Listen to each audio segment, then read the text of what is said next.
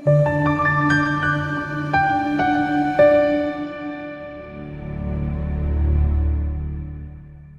nomusa akukulandele insuku zonke empilweni yakho. Igama uPastor Nick channel New Flick. Make sure ukuthi you become a member, you subscribe, you like the video nje ubuyibona. Thina ke siletha le video ngolukhulu uthando nenhloso nje ukuthi ikwazi ukukhansela la kufanele ikhansele khona. Sibheka amaphupho njengenjwayelo. Esibheka namhlanje Jet Pava. So amaphupho siwaphendula most yawo siwathatha khona ku YouTube kuma comment section bese siwaphendula. Uthi ke la ngibopheke umgwaqo with potholes amabi bengisaba ukuhamba kwakhona uthi ke kuyahambe kwakhona uthi kuyahambeka ngakwazi ukuhamba ngaze ngaphuma. It sounds like iphupho elihle kakhulu imiphupho eli positive yabona. Kodwa ke asenze kanje ngifuna la sizobheka la Isaiah 35 verse 8 uthi ke kuya kuba khona umendo nendlela eyakuthiwa indlela yobungcwele ongcolileyo akayokuhamba ngayo kepha iyakuba ngeyabantu bakhe abahamba ngayo noma ke beyiziwula abayekuduka kuyo. Isaiah 40 verse 3 ithi izwi liyamemeza lithi ke lungisani ehlane indlela kaJehova nihlelembe oqwathulweni umgwaqo kaNkulunkulu wethu.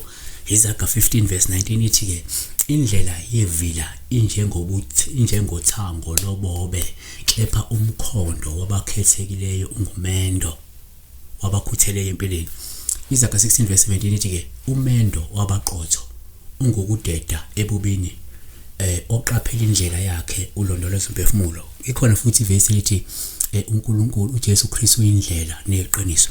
So ukuthi indlela ingasho inkambo kaNkulunkulu ethile, ingasho uJesu Kristu indlela nje, ingasho uhambo lwempilo olithile nabona olithinta inqubekela phambili. Naku ke singakusho ngomgwaqo. Number 1 umuphupho umgwaqo kuwuphawu oluhle kakhulu noma uma ke uyitiyela ngoba lokho kusho impumelelo nentukuthelo nentuthuko empilweni nanokuthi zizokuba lula izinhlelo zakho ezithinta inqubekela phambili. 2 umuphupho umgwaqo kuwuphawu oluhle futhi uma ulungisiwe lowo mgwaqo ngabe uthuli kodwa uma uqeda kulungisa ucentiwe kahle lusho ukuthi lindela impumelelo nokuqhakaza kwekusasa lakho. 3 umuphupha umgwaqo kuwuphawu lubi uma uwubhuqu nje olungalungisiwe lusho ukuthi uzophumelela kanzima. 4 umuphupho umgwaqo uphawu lubi uma zombe noma ke ungumncingo lusho ukuthi ubhekene nokwehla nokwenyuka nje kwempilo yabo okunzima okuxazulula ngenzeka impilo yakho ihamba ibe nezingqinamba nezithiyo noma ke nehibe yabona. Number 6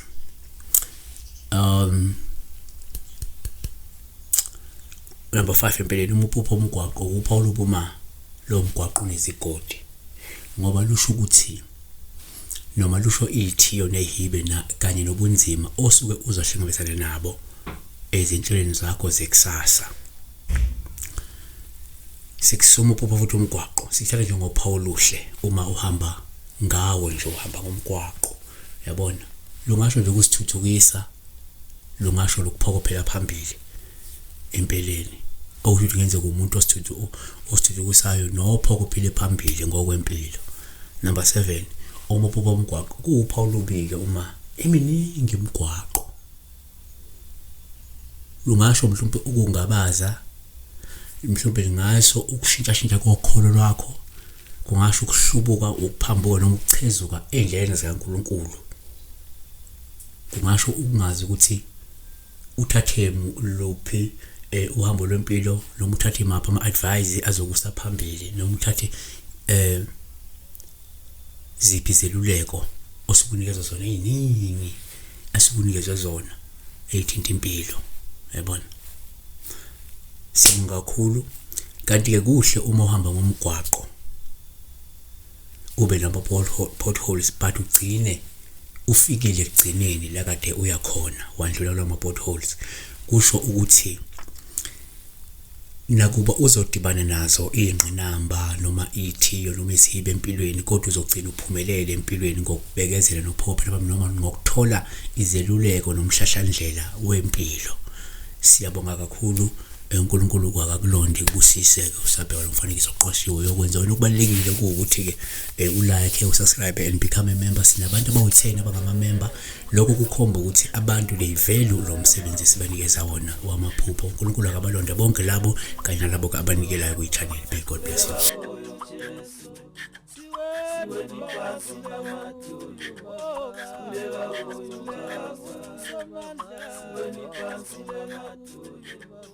Kulega uyo Jesu.